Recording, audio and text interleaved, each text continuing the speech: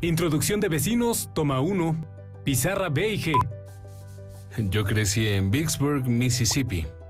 Vicksburg es un pueblo relativamente pequeño y está en un lugar, bueno, en una zona rural, pero está en uno de los estados más grandes. Me parece que fue un lugar fantástico para vivir porque había árboles y justo fuera del pueblo había lagos y campos abiertos donde podíamos hacer cualquier actividad. Y bueno, básicamente tenía todo lo que puedes esperar de una ciudad pequeña. Fue un gran lugar para crecer.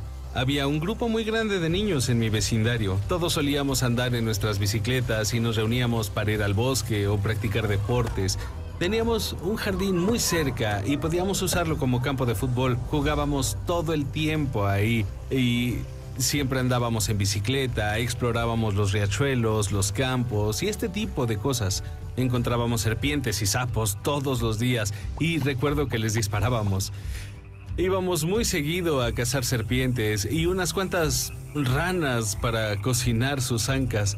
Hacíamos todas esas cosas que son típicas de la vida en el sur. Hay un vecino al que recuerdo y de hecho cambió mi vida. Lo conocí cuando estaba en la primaria. Mis padres trabajaban, así que al llegar a casa, bueno, llegaba a una casa sola y estaba solo toda la tarde. Bueno, mi maestra de tercer grado vivía a solo unas calles de mi casa y yo no lo sabía.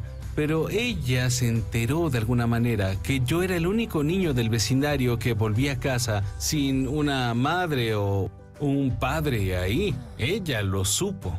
Y yo recuerdo que lo notaba, sabía que yo era el único niño que pasaba las tardes solo. ¿Y saben qué hizo? Comenzó a preguntarme, ¿por qué no pasas a verme cuando salgas de la escuela? ¿Podemos comer galletas?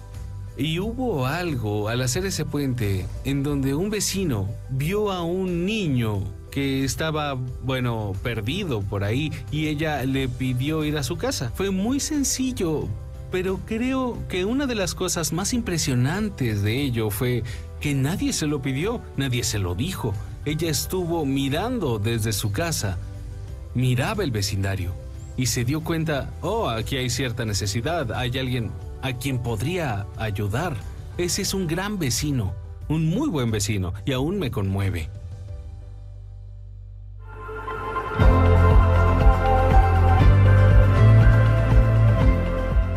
Hola a todos, siempre es un placer estar de vuelta en Compassion, porque ustedes sí que son como ángeles en nuestro planeta. Amo ver cómo llevan el evangelio a la realidad, es increíble, amo lo que hacen y considero una bendición en mi vida el poder estar aquí.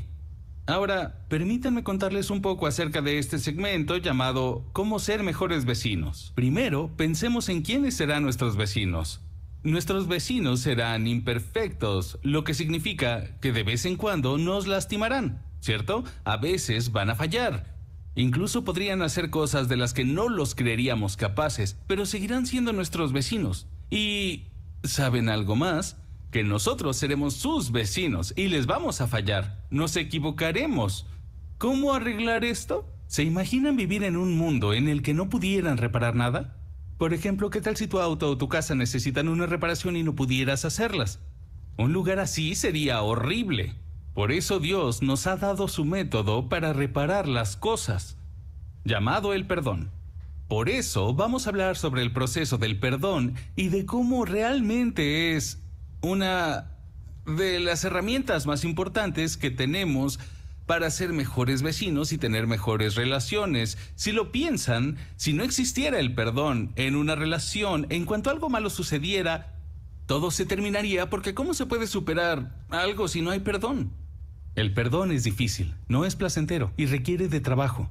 Pero afortunadamente Dios nos ha hablado mucho sobre cómo perdonar y lo que es aún mejor, nos lo ha demostrado, a ti y a mí. Y hoy nos enfocaremos en eso. Lo que debemos tener presente sobre el perdón es que se compone de dos partes. Tenemos al que perdona y también al que recibe el perdón. A veces ocupamos el lugar de uno del otro, pero si somos quienes van a perdonar, entonces debemos hacer un trabajo previo. Hablaremos más de eso en un momento. Pero lo más importante es que para dar el perdón no necesitamos que la otra persona haga nada. El perdón es algo que otorgamos a otras personas, ya sea que ellas lo acepten o no. Eso es lo de menos. Saben, Dios perdonó al mundo, aunque no todos se han reconciliado con Él, pues no han recibido el perdón que nos otorgó. Ya hablamos de quien perdona y de lo que tiene que hacer, pero también para poder llegar a la siguiente parte y crear una buena unión como vecinos, requerimos también conocer algo sobre la reconciliación. Entonces, existe el perdón que debe llegar a su consumación para recuperar el amor al prójimo y generar la unión y una reconciliación de las dos partes involucradas. Primero, hablemos de qué se necesita para ser quien perdona. Bien, antes que nada, lo principal es saber que nunca nadie será bueno perdonando si antes no ha sido perdonado. Como cristianos, decimos sí, fui perdonado porque sabemos que tenemos lo que llamamos una posición ante Cristo, que Él nos otorgó un perdón absoluto y nos sentimos bien en ese estado de gracia. Pero lo que he visto es que muchas personas no lo han podido experimentar en su totalidad. No han llegado al punto de la sanación para hacer de eso un motivador para perdonar. En realidad esa es la dinámica de las relaciones, no es solo un concepto teológico. Alguna vez Jesús nos hizo recordar su encuentro con una mujer que había sido muy amable con él, pero ella usaba perfumes y aceites y por ciertos aspectos no era bien vista por los demás.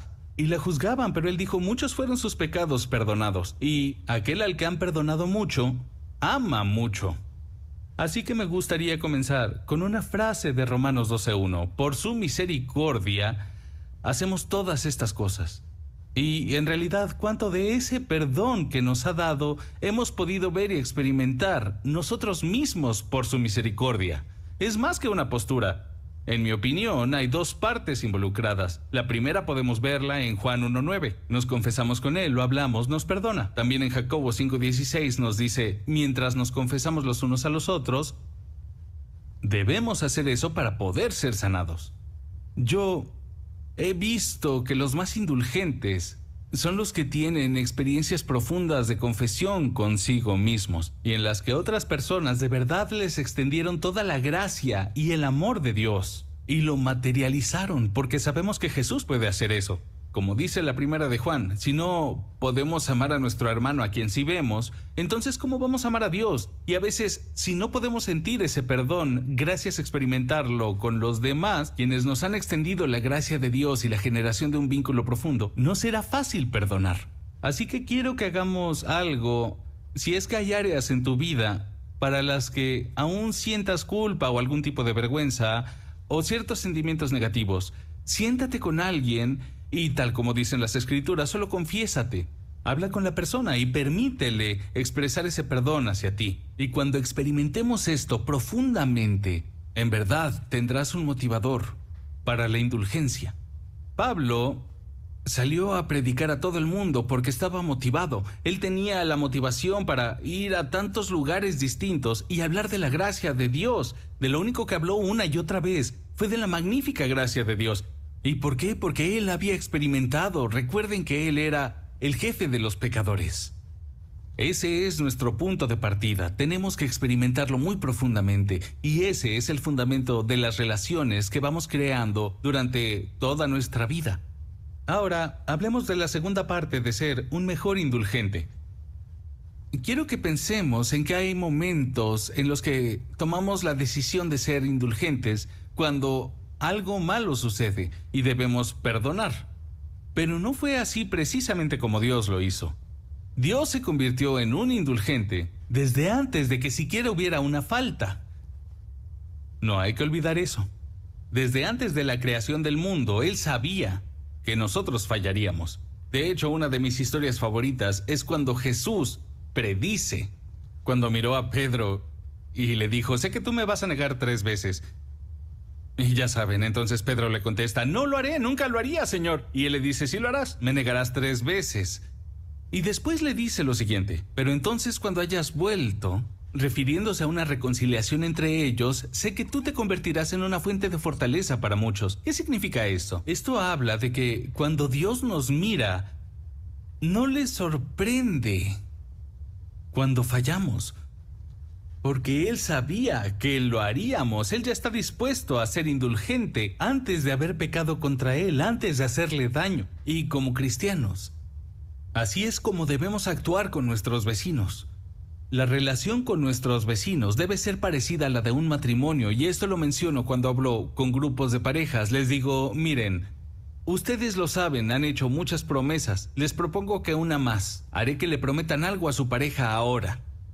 Y les aseguro, les garantizo que esta es una promesa que cumplirán. ¿Listos? Quiero que miren a su pareja a los ojos y digan, cariño, te prometo que te lastimaré. Algunos de ustedes dirán, no, yo nunca lo haría, tal y como dijo Pedro. No, Señor, nunca haré eso, pero la verdad es que lo harán. Y esta es la razón. Como dicen las Escrituras, no hay un solo hombre o mujer justo que nunca haya pecado. Todos le fallaremos a los demás, intencional o involuntariamente, a veces solo un poco y otras mucho más. Y lo que esa promesa hace es crearnos la mentalidad correcta, porque sabemos que seremos vecinos imperfectos y con vecinos imperfectos. Y eso nos pone en una posición para ser más indulgentes, de forma intencional, como parte de nuestras relaciones, incluso antes de que sea necesario. Por ejemplo, sería como enviar a una ambulancia a brindar ayuda sin las herramientas necesarias para apoyar en un accidente. El equipo de rescate debe llevar sus herramientas y de igual forma, si no tenemos herramientas necesarias para nuestras relaciones y ser indulgentes con la mentalidad correcta, no serán relaciones exitosas. Es algo que veo una y otra vez, no saben cuántas veces lo he escuchado. No puedo creer lo que hizo, no debió hacerlo. Y en verdad están sorprendidos de que un humano les haya fallado. Si queremos usar el mismo enfoque que Dios nos mostró y tener todo para convertirnos en lo que Él quiere que seamos, creo que tenemos que abordar las relaciones desde este fundamento. Yo amo a esta persona que ha sido creada a imagen de Dios, es increíble y maravillosa en todas estas cosas. Y puede que me falle, pero cuando eso pase, no tengo que estar sorprendido, y eso nos lleva a la siguiente enseñanza. Porque Dios no se quedó esperando, no esperó por nosotros. Él vino a buscarnos. Él comenzó el proceso, aunque nosotros aún éramos pecadores, mientras aún éramos sus enemigos. Él murió por nosotros. He escuchado a muchas personas que están en relaciones dañadas decir, esa persona pecó contra mí, me lastimó, ella debería venir a mí, y están en lo correcto, eso dicen las Escrituras. Si alguien tiene algo en tu contra, ve con tu hermano. Pero hay más en ese mensaje. Dice, si tu hermano ha pecado contra ti, debes ir a él. Lo que sucede es que la Biblia tiene estas dos partes que están alejadas y Dios les da indicaciones para que ambas lleguen a la reconciliación. Entonces, no podemos simplemente esperar a que el otro sea maduro y nos busque, porque podemos quedarnos ahí sin ser perdonados y estancarnos por mucho tiempo. La intención realmente debe estar en ambos. Es como un cruce entre dos calles. Dios quiere llevarnos a todos a la intersección. Su indicación es que las dos partes busquen la solución. Así que también debe existir una intención mutua. Pero no basta solo con llegar ahí. No podemos solo presentarnos en la intersección esperando una resolución. Tenemos que llegar con la actitud correcta. ¿Y eso qué significa? Si tú te presentas para tratar de arreglar las cosas con la actitud de que estás en contra del otro, la otra persona no se acercará a quien está en su contra. Eso es lo que la Biblia nos dice una y otra vez. Como en Romanos 1 o 2 dice, es la amabilidad del Señor la que nos guía al arrepentimiento. Y también en Efesios nos dice, Él canceló los decretos, y no olviden estas palabras, que estaban en nuestra contra. Y realmente, si tenemos algo en contra de otra persona, claramente estamos ofendidos. Pero no podemos mostrar esa actitud y esa postura. No podemos comenzar este proceso con enojo o haciendo acusaciones o incriminaciones. Tenemos que librarnos de esos sentimientos negativos que están dentro de nosotros y que son válidos. La misma Biblia dice, enójate, pero no peques en tu enojo. Así que si has sido lastimado, debes querer justicia. Mucho de lo que hago como psicólogo al tratar con personas lastimadas es ayudarlas a trabajar ese enojo y ese dolor, porque es algo muy necesario. Nunca vas a lograr perdonar a quien te ha lastimado profundamente, a menos que te hayas dado el espacio para lidiar con el enojo que te causó esa persona. Y es más que confesarse y sentirse mal por tener esos sentimientos. Es mucho más complejo. Debes sacar el dolor, debes eliminar la infección. La Biblia lo dice. Debemos sanar al del corazón roto. Algunos han sido tan lastimados que nadie debería decirles, solo necesitas perdonar, sin darles un espacio para expresar esas ofensas y el dolor o el abuso o cualquier cosa que les fue causado, y permitirles hablar, expresarse, sanar y llorar. Y entonces se trabaja con ese dolor, y todo conduce al momento al que nos dirigimos a tratar de reconciliarse con los sentimientos negativos para por fin soltarlos. Así estaremos listos para la reconciliación y también para perdonar, porque habremos lidiado con esa carga. Hay quienes se reúnen sin trabajar sus sentimientos y crean mayor conflicto, y no es lo que Dios enseñó. Él lidió con el dolor en la cruz y dijo después, ha terminado. Pero Él no expresó esas palabras antes de haber lidiado con la situación. Por eso quiero que se aseguren de que no están pidiéndose a ustedes mismos ser indulgentes sin haber sido sanados, sin cuidar de ustedes mismos mientras estaban heridos, sin haber lidiado con los sentimientos sobre lo que sucedió en esa relación. Entonces, cuando llegamos al punto en que nos libramos de ese sentimiento negativo y las incriminaciones, y en verdad ese es un paso muy importante porque quiero decirles algo crucial, cuando no se trabajan esos sentimientos, cuando los retenemos y, como acertadamente dicen, estamos guardando rencor, la Biblia nos habla de ello. No permitas que nadie se aparte de la gracia de Dios, no des oportunidad al demonio. Si nos aferramos a una ofensa... El otro día escuché a alguien decir que cuando la gente no trabaja con su enojo, se convierte en un personaje en la historia de alguien más. Pero Dios no era solo un personaje, no guardó rencor ni permitió que nosotros definiéramos la historia. Lo que Él hizo fue escribir su propia historia. Él decidió no enfocarse en las ofensas. Y si no aprendemos a soltar el enojo, podría arruinarnos la vida. Es como estar encadenados a esa ofensa. Yo he visto cómo afecta la vida de las personas.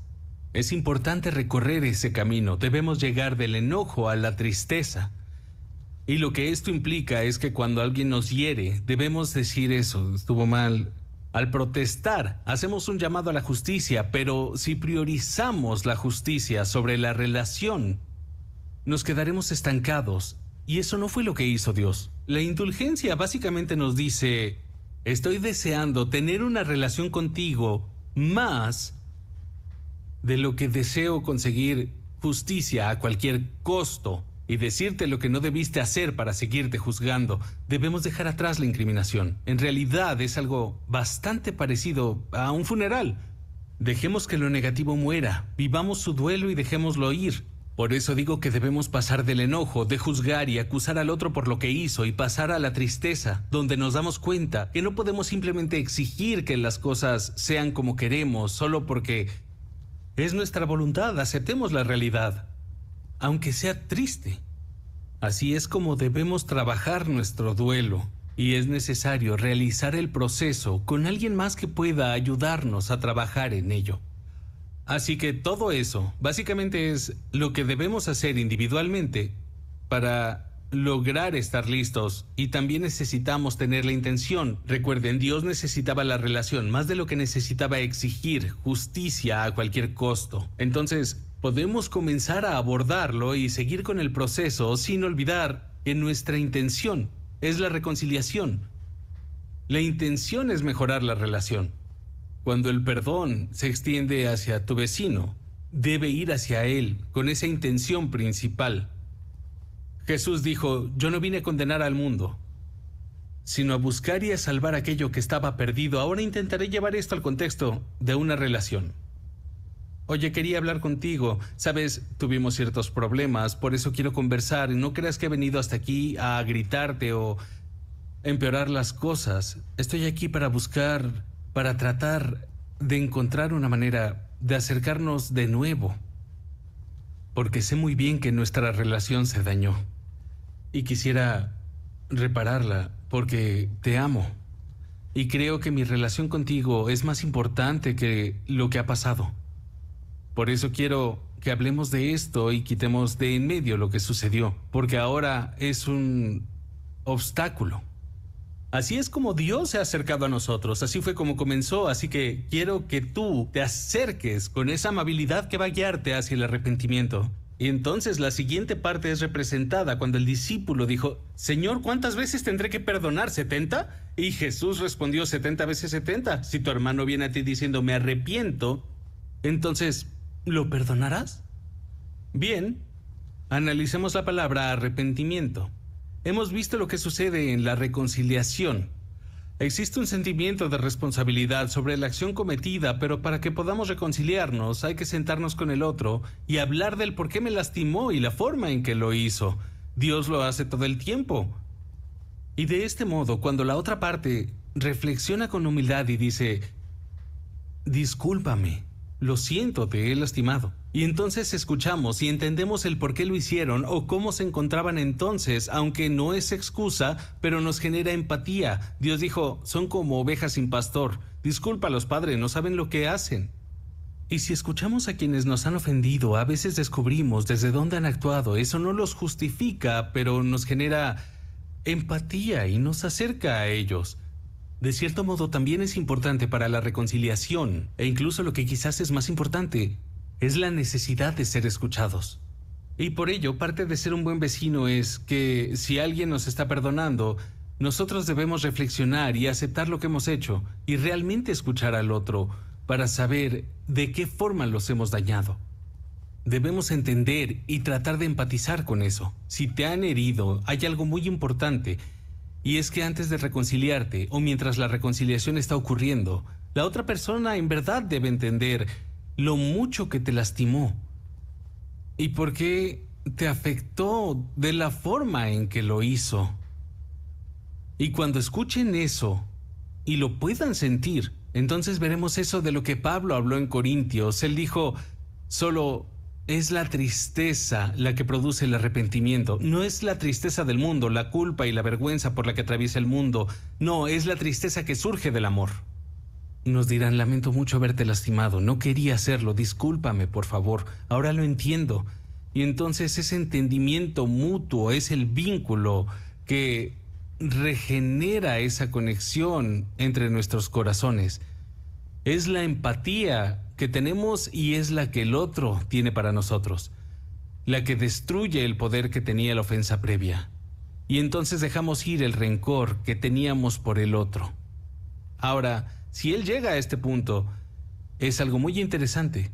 Es como si alguien fuera a la corte y llegara a un acuerdo y después solo quisiera volver a su vida. Y alguien más le mencionara siempre ese acuerdo en la corte. No, luego de la corte, uno puede seguir con su vida. Y veo mucha gente que dirá, bueno, lo he perdonado. Sin embargo, se lo menciona al otro constantemente. He visto parejas que se estancan porque hubo una traición o un conflicto. Debemos entender que necesita haber un momento para que quien perdonó pueda hablar al respecto. Y a veces esto tomará mucho tiempo, pero en algún momento, cuando lo hayan escuchado y haya trabajado ese dolor para llegar a la sanación, llega el punto en que es necesario soltar esos sentimientos y dejarlos en el pasado. La Biblia dice, de sus pecados no me acordaré más. Tan lejos como el este está del oeste. Y eso es lo que nosotros debemos hacer una vez que hayamos seguido el proceso. Es llegar al punto en el que digamos, no voy a reprocharte esto de nuevo, no voy a recordarte el tema. Y aunque a veces tengamos las ganas de volver a hablar de ello, será necesario decirnos, ¿sabes? Ya me han escuchado lo suficiente, es hora de ayudarlos a quedar libres del pasado. Eso es lo que Dios quiso para nosotros, que nos liberemos de la culpa de nuestros pecados. Y cuando sigamos su ejemplo de ayudar a alguien más en su liberación, veremos un gran cambio, y esa persona lo sentirá. Aquel al que han perdonado mucho, ama mucho, pero nadie puede ser perdonado si le recuerdan que falló. En determinado momento debemos decir, ya fue suficiente, no volvamos a hablar de esto. Vamos a superarlo. Debemos dejar de recordárselos. Entonces ahora sabemos que es un proceso. Dios nos dio las instrucciones a seguir, pero también debemos trabajar en nuestra sanación interna. Luego hay que tener la mentalidad correcta y el enfoque para que cuando nos reunamos con el otro, cada parte esté lista y dejarlo en el pasado. Tener un comienzo nuevo, así es como Dios hace las cosas. Dios no quiere que las personas se queden estancadas en el pasado. No quiere que haya gente con ataduras al pasado. No nos quiere unidos a nuestro pasado con relación a Él. Por eso es que nos dio un perdón absoluto. Y eso es lo que nos ha pedido. En fin, me gustaría terminar aquí, pero no puedo. Porque la Biblia dice que hay más. Después de que Dios nos dice todo lo que les he dicho, y de que hagamos todo el proceso y lo que Dios quiere, Él también nos da una advertencia. Y nos dice que no debemos ir a la corte, que no estemos frente al juez, sin haber tratado de solucionarlo primero con la otra persona. Yo tengo 2 hijas casi de la misma edad que solían jugar juntas y un día vinieron a mí y no dejaban de acusarse y una dijo ella lo hizo y la otra decía no, ella primero. Yo les contesté, niñas, esperen, ya basta. Las 2 tienen muchas quejas una de la otra de diferentes cosas y las han traído a la corte de papi. Yo soy el juez y la corte de papi trabaja de esta manera. El perdedor paga los gastos de la corte y también paga las multas correspondientes. Así que quien sea que yo vea que ha cometido el mayor error tendrá que pagar y no va a ser poco porque soy costoso. Y luego les dije, pueden solucionar esto entre ustedes y no traerlo a la corte. De pronto entendieron y literalmente se miraron entre ellas y dijeron, está bien papi, lo solucionaremos, y se fueron corriendo. Poco después ya estaban jugando. Eso es justo lo que Dios nos dice. Él nos pide que antes de ir a la corte hagamos todo lo posible para resolverlo y perdonar al otro. Y esta es la advertencia con la que los quiero dejar, la misma que le hice a mis niñas. Si nosotros no perdonamos, Él no perdonará. Y no es que Dios se esté ensañando con algo. Básicamente nos está diciendo que solo hay 2 sistemas en el universo y que podemos elegir el que sea, ya sea estar bajo la ley o estar bajo la gracia. Pero no se puede aplicar uno para ti y otro para todos los demás. Si vamos a llevar a las otras personas ante la ley, lo que significa que pagarán por lo que hicieron, porque estoy enojado, guardo rencores y quiero justicia, no podemos aplicar ese sistema para los demás y esperar que Dios nos dé su gracia. No podemos participar en ambos sistemas. ¿A cuál quieres pertenecer? Al menos yo sé lo que quiero. Quiero más de lo que merezco. Quiero su misericordia y también su gracia. Y la verdad es que cuando realmente la recibimos, nos volvemos como Él y podemos compartirla con otros. Pero hay una advertencia. Si no lo hacemos, Él será estricto con nosotros. Entonces, esta es la base de todo, ser mejores vecinos. No podemos ser mejores vecinos si no arreglamos lo que está mal. Yo he puesto mis oraciones, mi esperanza y mi fe en que ustedes lo harán bien. Que Dios los bendiga.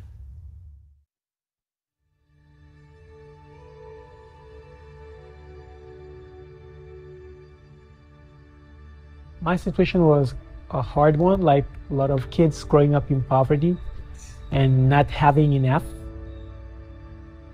Sometimes I woke up and I had nothing to eat at all. Since I was from a poor family, that enabled me to be part of the Compassion program. This has made a huge impact in my life. I got a chance to complete my high school, and with Compassion, I got a privilege to go to college, and therefore helped me to get a good job.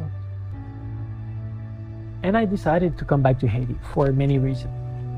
First of all, I feel a calling to come back and serve. And also, I see firsthand the suffering of many people that I know. Therefore, I think that my presence will make more difference here than I could be outside. It's with great joy that I'm sharing that today I work as Senior Manager of Program Support for Compassion International in Haiti. I am able to help others with all that I've learned and all that has been poured into my life. Currently, my role as Senior Manager of Program Support is mainly in working in the disaster response in the southern region of Haiti after the August 14th earthquake that happened in the southern part of the country. Jour matin 14 août, ça, moi te levé depuis 4h du matin. Je te prends la rue parce que je suis allé faire trafic.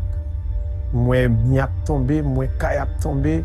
Seul ça, moi, j'ai connaissance, m'a appelé Jésus, ça a passé comme ça. Et puis, cependant, ces temps à où tu as dit, c'est tremblement de terre.